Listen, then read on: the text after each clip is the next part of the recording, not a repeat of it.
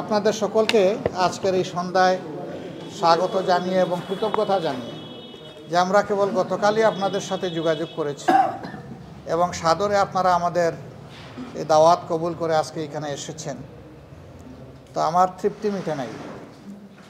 আমি আসলে এই ছোটো পরিসরে না, আরও বড় পরিসরে আগামীতে বসবো ইনশাআল্লাহ।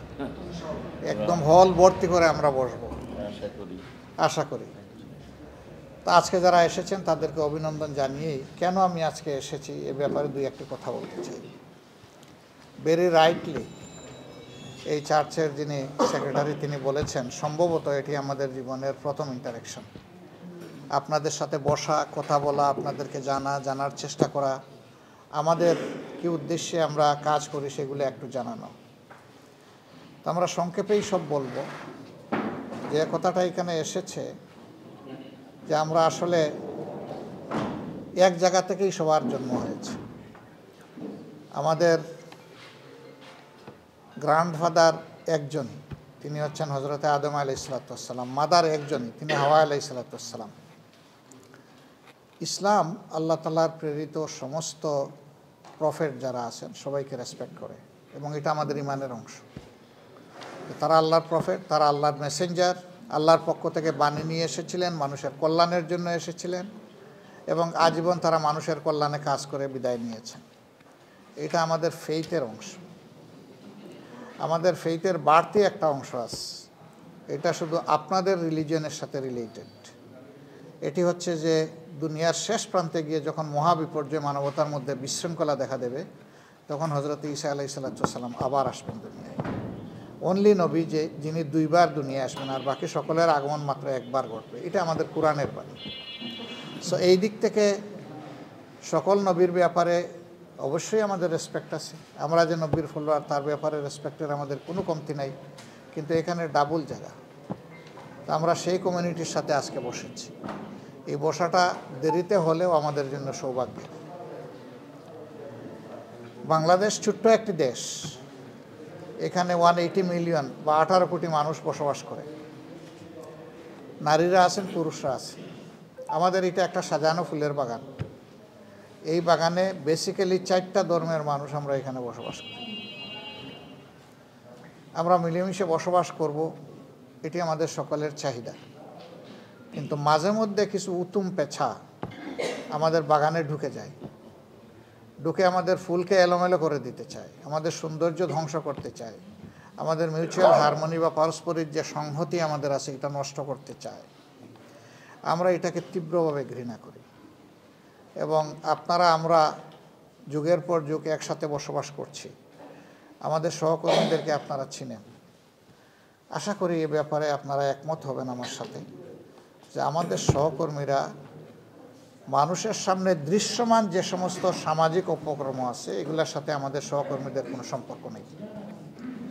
আমাদের লোকেরা চাঁদাবাজি করে না, অন্যায়ভাবে কারো সম্পত্তি দখল করে না, কারো ইজ্জতের উপরে হাত দেয় না, চুরি ডাকাতি করে না। আমাদের লোকেরা মানুষকে ধোঁকা দেয় না এবং কোনোভাবেই মানুষের উপর জুলুম করাকে নিজের জন্য হারাম মনে করে। তারপরে এই কথা আমি বলবো যে আমরা ফেরেশতা নই, আমাদেরও ভুলভ্রান্তি আছে। ভুলভ্রান্তি হলে কেউ আমাদেরকে ধরে দিলে আমরা তার কাছে কৃতজ্ঞ থাকি এবং সংশোধন করার চেষ্টা করি, কিন্তু এই ধরনের সামাজিক কোনো অপকর্মকে আমরা কখনো প্রশ্রয় দিই না। এটি আমাদের নীতি বিরুদ্ধ। 2 নম্বর হচ্ছে যে আল্লাহ খ্রিস্টান ধর্মের লোকদেরকে পয়দা করেছেন সেই একই আল্লাহ হিন্দু ধর্মের লোকদেরকে পয়দা করেছেন, সেই একই আল্লাহ বৌদ্ধ ধর্মের অনুসারী যারা তাদেরকে পয়দা করেছেন, সেই একই আল্লাহ মুসলমানদেরকে পয়দা করেছেন। আল্লাহর সূর্য থেকে সকলেই সমান ভাগ পায়, আসমান থেকে বৃষ্টি হলে সমান বেনিফিট পায়, আবার জমিনে কোনো বিপর্যয় সৃষ্টি হলে সবাই সমানভাবে ক্ষতিগ্রস্ত হয়। কাজেই ভালো মন্দের আমরা কিন্তু অংশীদার। একটা সমাজে যখন আমাদের মধ্যে পারস্পরিক সংহতি, সৌহার্দ্য, ভালোবাসা, মানবতার সম্পর্ক থাকবে, তখন সমাজটা অনেক ভালো হয়েছিল।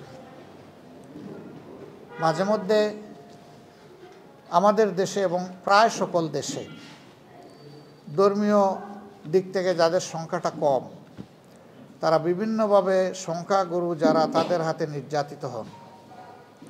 আমরা নাগরিকদেরকে এই দুই ভাগে ভাগ করতে চাই না, আমরা এটার বিরোধী। আমাদের ফিলোসফি হচ্ছে যে প্রিয় দেশে যারাই এখানকার নাগরিক, এটা জন্মসূত্রে হোক অথবা ডোমিসাইল্ড হোক, তাদের সকলের অধিকার সমান। এখানে ধর্মের ভিত্তিতে অধিকার ভাগাভাগি হবে না। মানুষের যে 4টি মৌলিক অধিকার রাষ্ট্রের কাছে আছে, এই 4 অধিকার সকলে সমানভাবে ভোগ করবে। একটা সন্তান জন্ম নেওয়ার পর সচ্ছল পরিবারের লোকেরা তাদের আর্থিক যোগান দিয়ে সন্তানকে মানুষ করবে, লেখাপড়া করাবে। কিন্তু যার আর্থিক যোগান দেওয়ার সঙ্গতি নাই, তার দায়িত্ব সরকারকে, রাষ্ট্রকে নিতে হবে। যদি রাষ্ট্র নেয়, রাষ্ট্রেরই কল্যাণ হবে, যদি না নেয়, রাষ্ট্রের অকল্যাণ হবে। কারণ এই মানব সন্তান যখন সুশিক্ষা থেকে বঞ্চিত হবে, তখন একদিন বড় বড় হাইরেজ বিল্ডিংয়ের দিকে তাকাবে আর বলবে, তুমিও মানুষ, আমিও মানুষ, তো আমার অবস্থা যেমন কেন?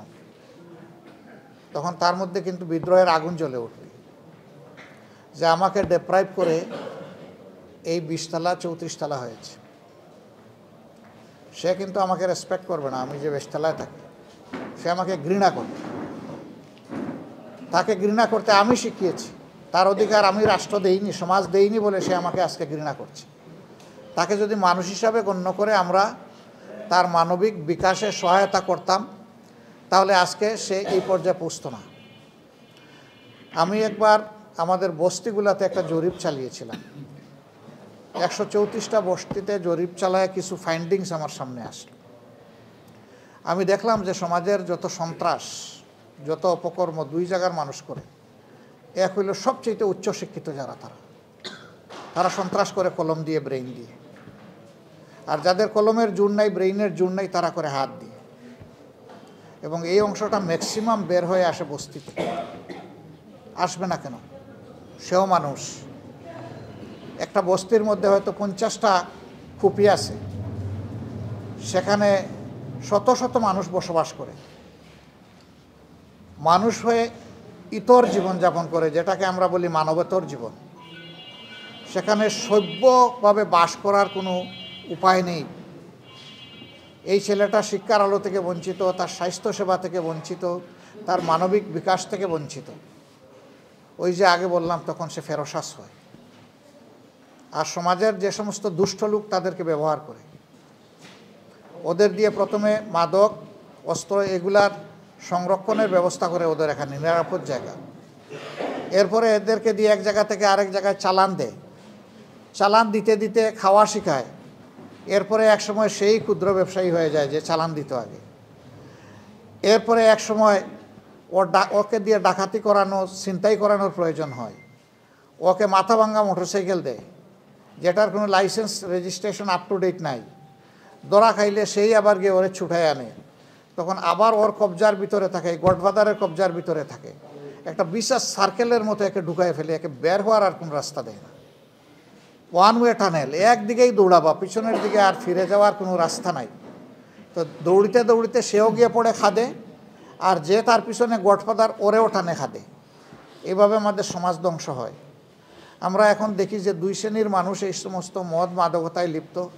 একদম হাইয়ার ক্লাস আর একদম নিচের জায়গা। এর জন্য আমরা সমাজ দায়ী, রাষ্ট্র দায়ী, রাজনীতিবিদরা দায়ী, আমাদের দেশের কলুষিত রাজনীতি দায়ী। রাজনীতি যারা করবে তাদের রাজকীয় মন থাকবে, তাদের মনে সমস্ত মানুষকে ধারণ করতে হবে, তাদের মধ্যে হিংসা, প্রতিহিংসা এবং লোভ থাকবে না। কিন্তু আমরা তো এর ঊর্ধ্বে উঠতে পারলাম না। আমাদের আগের 23 বছর, পরের 53 বছর একই তো অবস্থা আমাদের। 66 বছর তো আমরা একভাবেই কাটাইয়া দিয়েছি। 76 বছর, এই 76 বছর আমরা একইভাবে আমরা কাটাইয়া দিয়েছি। এর জন্য আমরা দায়ী। তো বলবেন যে আপনার মতো তো অন্য সুন্দর সুন্দর কথা আগেও অনেকে বলেছে, তো সমাজকে দেওয়া কথা তো রাখে না। এখন মিডিয়ার যুগ, প্রত্যেকটি মিডিয়া আমাদেরকে ধারণ করে এবং তাদের আর্কাইভে আমাদের কথাগুলো রেখে দেয়। যখনই আমাদের কোনো বিচ্যুতি ঘটবে, মিডিয়া তখন আস্তে করে ছেড়ে দিয়ে বলে, আপনি না বলেছিলেন। তখন একটা চাবুক মারে আমাদের উপরে। যাদের লাজ লজ্জা আছে, এই চাবুক খেয়ে তারা সোজা হয়ে যায়, সংশোধন হয়। আর যাদের লজ্জা নেই তারা আরও বেপরোয়া হয়। এখন লজ্জা যাদের আছে তারা সংশোধন হবে, সমাজের ভালো কাজে আসবে, নিজেরও ভালো হবে, দেশেরও ভালো। কিন্তু সংশোধন যে হবে না, তার দ্বারা দেশের এবং সমাজের আরও ধ্বংস সাধন হবে। সে আরও বেপরোয়া হয়ে উঠবে, যে জেলেই যখন যেতে হবে, শাস্তি যখন পোহাতে হবে, তাইলে একসাথে যা পারি তাই করি। এরকম বেপরোয়া ভাবই কিন্তু আমরা সমাজে দেখতে পাচ্ছি। আমি দায়িত্ব নিয়ে বলতে পারি এবং বিশ্বাস করি, রাজনীতিবিদরা ঠিক হয়ে গেলে দেশের ৯৯% মানুষ ঠিক হয়ে যায়। কিন্তু রাষ্ট্রের শাসকরা যদি ঠিক না হয়, তাইলে কাউকেই ঠিক করা সম্ভব না। অনেকে বলেন যে এইটা করিও না, ওইটা করিও না, ওইটা করিও না। তার কর্মীরা বলে, আপনি কি করেছেন আমি জানি না। এখন যে নেতা নিজে অপরাধে লিপ্ত, সে যখন তার কর্মীকে ভালো কথা বলে, কর্মী তখন পেঁচার মতো হাসে,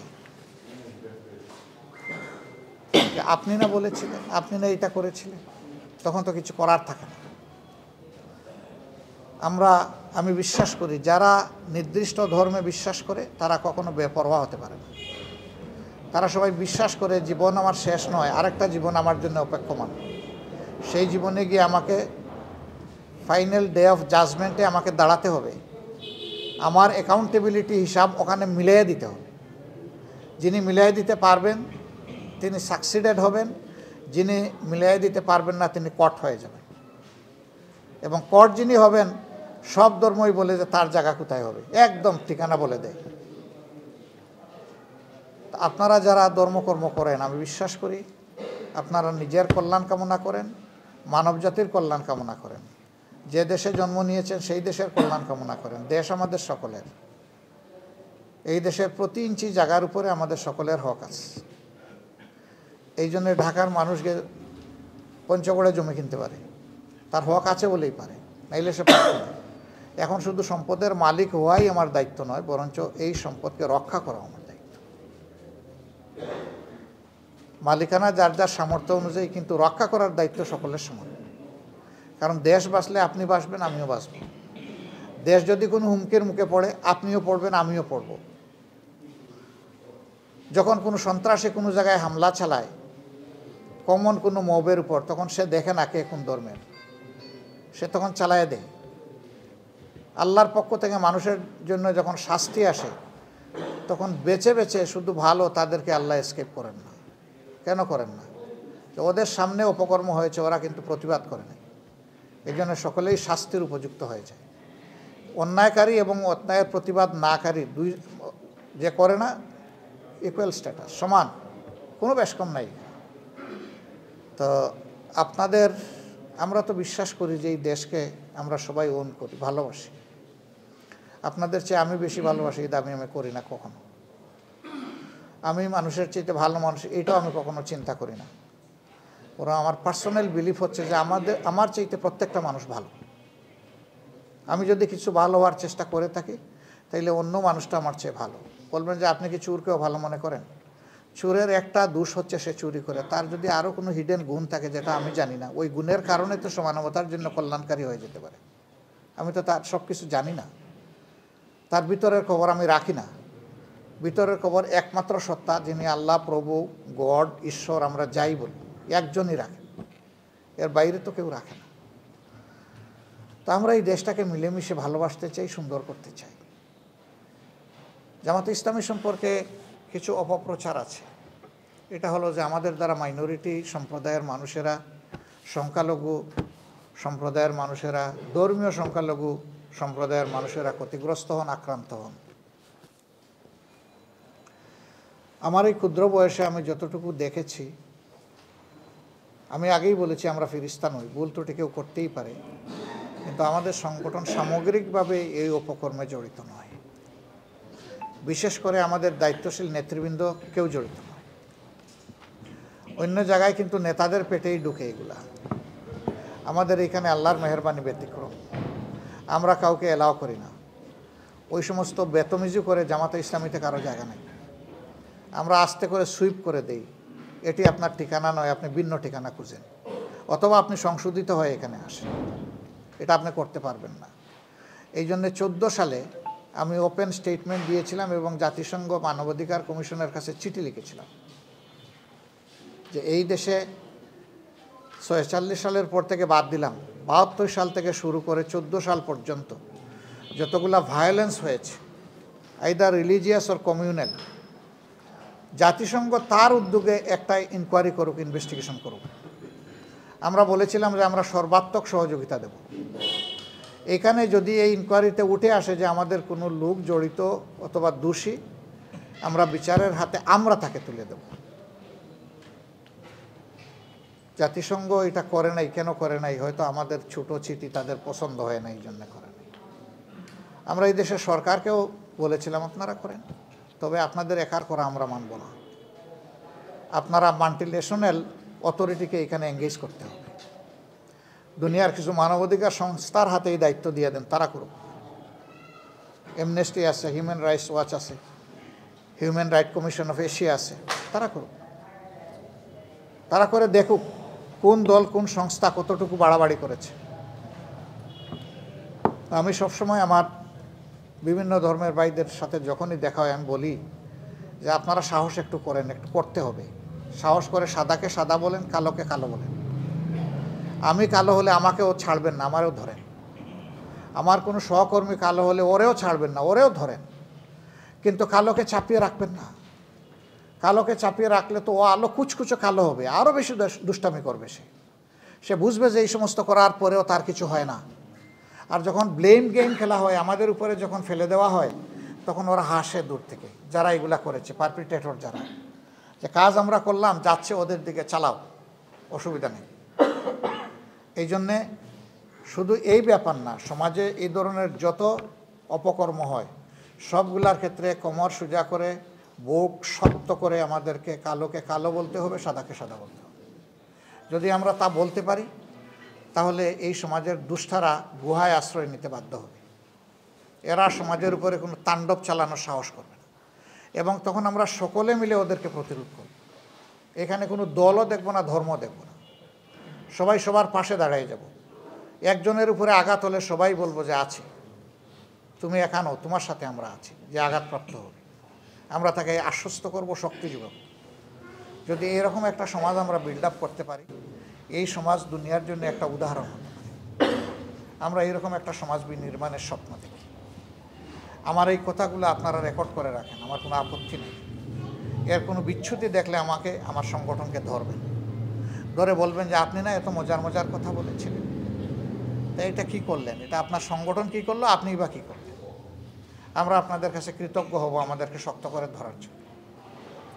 আর যদি আমাদের কাজগুলো মনে হয় যে মানবতার পক্ষে, হিংসা বিদ্বেষের ঊর্ধ্বে, উদারতা এবং ভালোবাসা নিয়ে মানুষের সমন্বয় সম্মিলন গঠানোর জন্য, তাহলে অবশ্যই আমরা আপনাদের ভালোবাসা প্রত্যাশা করি, আপনাদের শুভকামনা আশা করি, আপনাদের সহযোগিতা প্রত্যাশা করব। ভালো কাজে আমরা পরস্পরের পাশে থাকব, একসাথে চলব ইনশাআল্লাহ। আমরা এই দাবি নিয়েই আজকে মূলত আপনাদের কাছে এসেছি। এখন আপনারা মন খুলে আমাদেরকে পরামর্শ দিন, প্রিয় দেশকে আরও সুন্দর, এই সমাজকে আরও বেশি বিকশিত করার জন্য, আমাদের প্রত্যেকটা শিশুকে আমরা যাতে এই দেশের যোগ্য নাগরিক হিসেবে গড়ে তুলতে পারি, এই সব বিষয় সামনে রেখে ন্যায় বিচার যাতে প্রতিষ্ঠিত হয়, ডিসপ্যারিটি বা বৈষম্য যাতে না থাকে, এর জন্যে একটা সংগঠন হিসাবে আমরা কি করতে পারি, আমাদেরকে আপনারা একটু পরামর্শ দিয়ে সাহায্য করুন। আমরা আপনাদের কাছে কৃতজ্ঞ থাকব, এবং আমরা আশা করব যে আজকের এই পরামর্শ দেওয়া শুরু হলো, এটা যেন শেষ না হয়। আমাদের চলার পথ এখন থেকে হাতে হাত ধরে হবে ইনশাআল্লাহ, এবং আপনাদের অব্যাহত পরামর্শ সহযোগিতা আমরা চাইতেই থাকি।